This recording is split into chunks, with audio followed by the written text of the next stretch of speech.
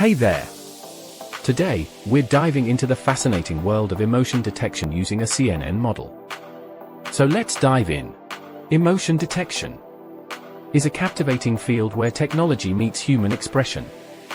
We're talking about teaching machines to understand and interpret emotions, and it's as cool as it sounds. Now, let's talk tech.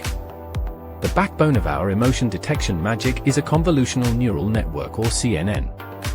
This sophisticated model is designed to recognize patterns and features in images, perfect for decoding facial expressions and understanding emotions. But hey, enough theory, let's dive into the real deal. I'm about to run a demo of our emotion detection project using a CNN model.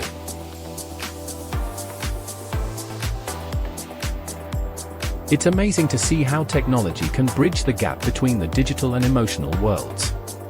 I hope you enjoyed this quick breakdown of emotion detection using a CNN model.